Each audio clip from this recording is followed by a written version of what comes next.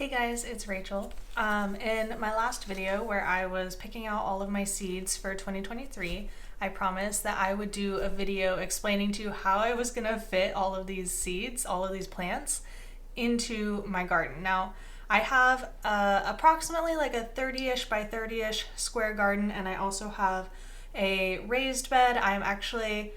This is the first time I'm letting anybody know, about to have a second one. Should be coming in the mail very soon.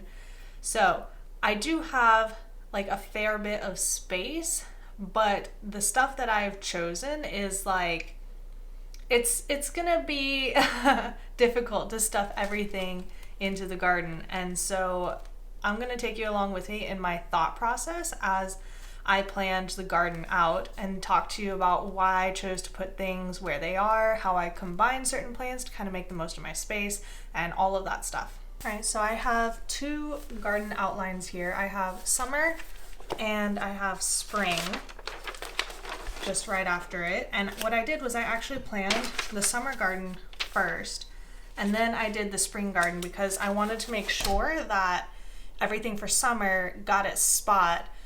And so I planned what I'm putting in spring accordingly to like mesh really well with that as far as timing. So I'm gonna take you into this sheet, do some pointing and talk you through my thought process. So this is the garden. I have the long straight trellis here and the two arched trellises here. And the first thing that I did was I put down the stuff that I knew had to go on these trellises. So tomatoes, for example, always go on this trellis. And last couple of years, I've also done purple pole beans along with my tomatoes, and that has worked out great. So I'm just gonna do that again. And then over here on the arch trellises, I always do like vining stuff. So that is my noodle beans, my cucumbers, and my pumpkins, which didn't work out last year, but that was the plan. And what I was thinking about here is with all of these beans, I don't necessarily need an entire trellis that is just noodle beans.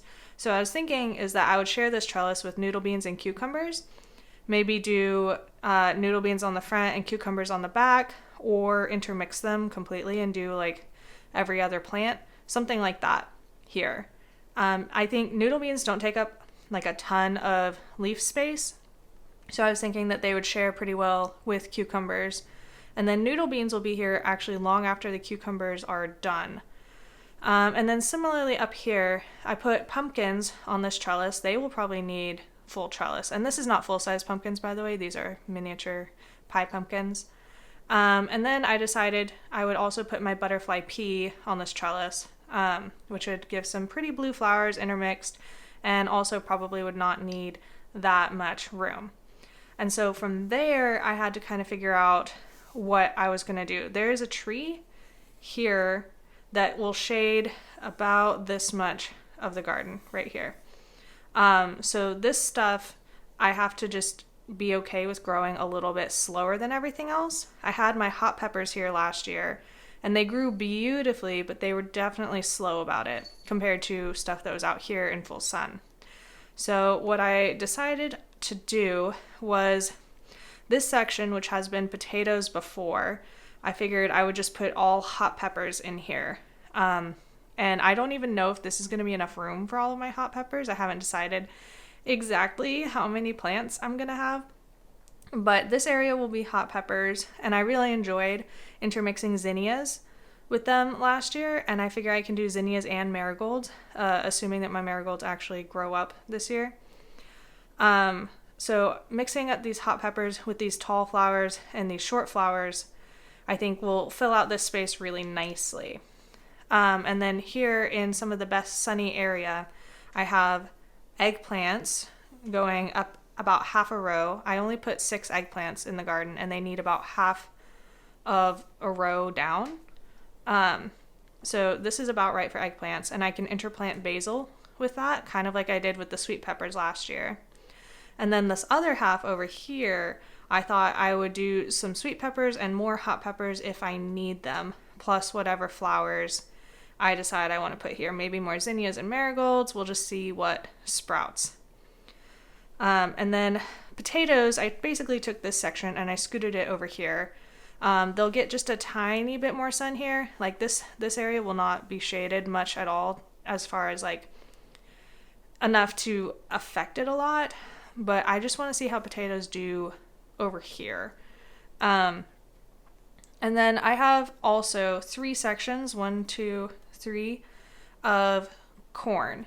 I'm doing 3 different colors of corn, and in order to keep them from cross-pollinating, I have to A, have them kind of farther apart, and B, actually switch up the timing on them. So this one is 1, 2, and 3, and I'm going to plant these each 2 weeks apart. So that should be enough time for these, when they're in the pollination stage, to finish that before these ones start being in the pollination stage, and before these ones start being in the pollination stage as we go through. But they're also kind of split as far in the garden as I could, just in case, to kind of minimize the amount of pollen that gets between them. In these areas, aside from corn, I also am going to do kind of a 3 Sisters style thing, because I think that it would be a good way to kind of maximize this area, because there's a lot of stuff I want to grow and not a lot of space. So I'm going to do some corn and some sunflowers, because sunflowers will be tall and also serve sort of the purpose of the corn in this setup. I need sunflowers in the garden because they're a great trap crop for leaf-footed bugs. And so having them spread out will be kind of nice. But so I'll do corn, pole beans, and squash. And this potato squash is something I got from a viewer. I'm not 100% sure what to expect from that. But hopefully it will fit in nicely to this area. Now, with doing this, I wouldn't be able to plant as much corn as I would if I just planted this area with corn. But I'm fine with that. I have 3 different areas with corn in them, and I'm using them all for popcorn, except for maybe this one. We'll have to see. So that doesn't really matter to me. I think that'll be fine. I'd rather have this experience with this setup of plants. And I put the potato squash next to the potatoes just so I can remember which one it is. So similarly in these areas, I also have corn. This one is going to have avocado squash here, and more purple pole beans because I really like the purple pole beans. And I have a pressure canner this year, so I can can them if all 3 of these areas plus this is just overproducing, which it will. It'll produce so much. And then same thing with the sunflowers here and the sunflowers here. This one will be the strawberry popcorn. And I have not selected a squash to go with these yet. So then I was left with kind of this area here. And I decided I want to do sweet potatoes along the back side. This is where the swale is, right here. And sweet potatoes tend to like to vine. And this area I just find hard to access most of the time anyway, with the swale being over here and all the plants floofing out this way. So sweet potatoes will be good for that because they won't really need any maintenance or anything. They'll just get to exist back here. And they'll also be under the tree, which will slow down their growth a little bit, but I think that that's fine. I also am going to put more sweet peppers here if I need the space. Oh, did y'all hear Draco? He really wants some attention. So sweet peppers will go here. And then I have a couple of spots here for golden acorn squash, which is a bushing squash. And I really only need like 2 or maybe 3 plants of that max. So that is kind of what I'm working with here. And so once I figured out where all the big stuff was going to go, I started filling in the herbs. That's when I decided, okay, basil can go in with the eggplant here. It could also like go in with some of the peppers over here. I put cumin and dill along this trellis with the tomatoes because there will be a lot of like short space once the tomatoes get big, about a foot or so. And then all of the other herbs I put into my raised beds. This is the one that I currently have. I'm not adding anything new except for the chamomile here right now. And then this is my new one. It's going to be a little longer and it is tiered. So this is low, middle, and high here. And I just started sticking in some of the herbs that I wanted. I tried to make sure that perennial stuff had first dibs here. And then I started filling in the rest. Like we've got nasturtiums here on the top. I think those will look beautiful kind of spilling out of the top of this. I've got mint in its own segmented plastic container over here. Black cumin down here. Marshmallow chives, Greek oregano, and dill. And I still seem to have some space here, so maybe this will be overflow peppers. We'll see, because I have a lot of peppers. So let's go back to summer, and I will show you how I used summer to plan for spring. So this is the same garden setup here. You have my trellises. And so what I did, I looked at first what has to go on the trellises. I put peas here because those need the trellises, and I don't have anything else that really needs like a good climbing trellis. I put fava beans here because they grow up really tall, but I feel like they need like a little bit of vertical support. I put them here, but I also ended up having a lot of extra room, so I just did a couple of blocks of fava beans as well to kind of see like how are they going to react. And even if the fava beans don't come to harvest, these are going to be a really great cover crop for these areas to get them really, fill them with lots of nutrients for the coming stuff. Now, in these other areas, root vegetables, I put here because those, the carrots are probably going to be kind of late. The other root vegetables will come out pretty soon after planting, but the carrots will take a while. And so here you can see I have eggplant and peppers. Those are not going to need to go in the ground until May. So that gives me some time here with these, whereas the tomatoes can go in about mid-April. Right, so they're going to go in earlier, and with all the fava beans that I have, if I have to tear these out a little prematurely to put in the tomatoes, that's fine with me. Also, corn is going to have to get planted in the ground. All of these things will be direct sow after danger of frost. So spinach goes here because it can take up space a little longer. Kale goes here because it can take up space a little longer. And remember, we're doing these 2 weeks apart. So this will go in after danger of frost immediately.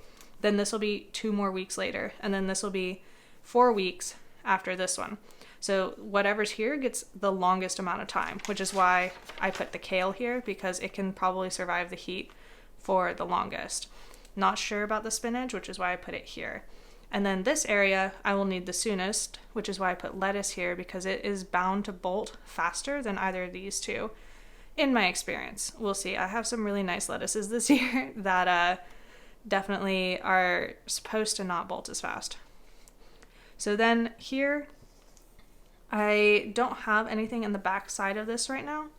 On the front side, I have some calendula, which will be the flower that goes in between the sweet peppers, so that'll just get planted early.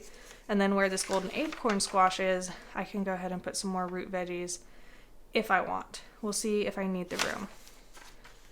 And that is how I decided. This is definitely not like filled to the brim the same way that this garden is, because I just did not have, like I would have had brassicas here that would still be growing, and those all got killed off by a freeze, which is why this space looks so wide open compared to this other one. And there's no time for me to start more large brassicas in time for spring for them to actually make me anything. So I'm just going to go ahead and put in all of this stuff that will have time, and it'll come out in time for all of this. So that was probably a lot to take in, kind of a whirlwind. And if you're not used to planting gardens, that might have been really hard to follow. So I'm going to come back and try and give you like some general tips to help you think about planting a garden, and especially about space management. So first thing you'll notice is I do have my tomatoes on a vertical trellis. I think that is the most space efficient way to do them. I single stem them up the vertical trellis, which means that I prune off all of the lower leaves as it's growing up and leave just the tops. And that gives me a lot of sunny space below them to do things like other herbs, or like I said, I'm gonna have the beans coming up that trellis. The beans don't need that much leaf space as opposed to the tomatoes. And what I usually do is I start the beans on that trellis a little later, so that they're not ever directly competing for the sunlight with the young tomatoes. But once the tomatoes are big, I start the beans there. They grow up really fast and then start producing as the tomatoes are like kind of winding down for the season. There gets to be a point where the tomatoes get too tall for that trellis, even though it is taller than me. And at that point, everything just goes wild and the beans can hang on to whatever they want and I don't really care. In the other trellis areas, I do have those arches, which again, save me some space because it'll keep things like that pumpkin up off the ground, which means I have a little bit more walking space and just space to breathe in the garden as far as like arranging other things. Let's see. Another thing to consider is just like with the tomatoes, the high-low balance.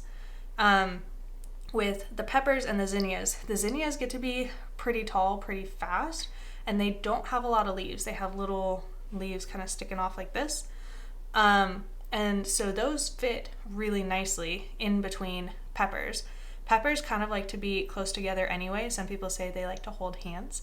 And so they can tolerate being like slightly crowded in there with something like a zinnia that doesn't take very much space at all. Additionally, the Three Sisters gardening method should condense some of my plants. I've never done this method before, but I think it'll go really great as far as just having all of these things in the same area as opposed to trying to separate them out into different areas. When you're planning out your garden, it's also really good to consider when everything needs to be in the actual ground, like how long it will have to be in its spot, especially if you're doing what I'm doing and kind of trying to transition instead of yanking everything out, resetting, and putting stuff back in.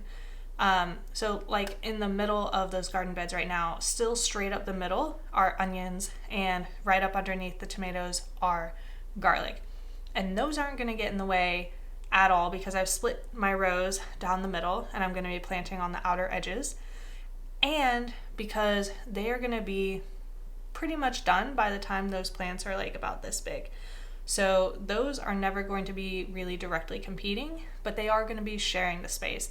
And that's something that I consider when I put the onions and garlic in the first place. Something that I would say is not super important to consider is either crop rotation or companion planting. With crop rotation, that really only makes sense to me in really large areas because you're trying to reduce pest pressure or disease pressure. And both of those things you really can't do a good job reducing in a 30 by 30 square. If there's a pest over in this corner, it's going to find it in this corner. If there's disease in this side of the garden, it's likely going to make its way over here. The third concern with crop rotation is nutrition for your plants. If something's a heavy feeder, you might not want to plant it in the same spot every time because it will drain the soil of that nutrient. But I think if you put enough compost and organic matter back in the soil every year, that part doesn't really matter as much. And then when it comes to companion planting, I have not found good evidence that like companion planting as a whole is super beneficial, and there are definitely no hard and fast rules like you can never plant these things together. That like I've never seen it fail catastrophically. Now some things might be slightly better together, but the information is so conflicting online. I would say just don't really worry about that. I am planning on doing a series over the summer, investigating some specific companion planting relationships. You might have seen my video on the Three Sisters garden a month or so ago, where I talked about the fact that the reason that people say that it works doesn't make sense without an extra piece of the puzzle that nobody ever talks about. And I think it does make sense in that context. But I had to do a lot of research to get there. And so I'm going to look into a bunch of the other different companion plants that are like kind of accepted and investigate the reasoning behind that and whether or not that actually holds up. Because in gardening, it's really hard to say blanket rule, like this is the thing you should do, because there's so many different environments and there's just different gardeners who take care of things a little differently. So if you're new at gardening and you're worried about companion planting, don't worry about it. All right, guys, that was a download of a lot of information. I hope you found some of it helpful, especially my thought process going through deciding what to put where. My thought process doesn't have to be the same as your thought process, but I hope that it is a good reference for you, or a jumping off point, something to kind of get your mind working, or show you a different way of thinking about things. Either way, hope this video helped, and I will see you guys all next time. Until then, happy gardening.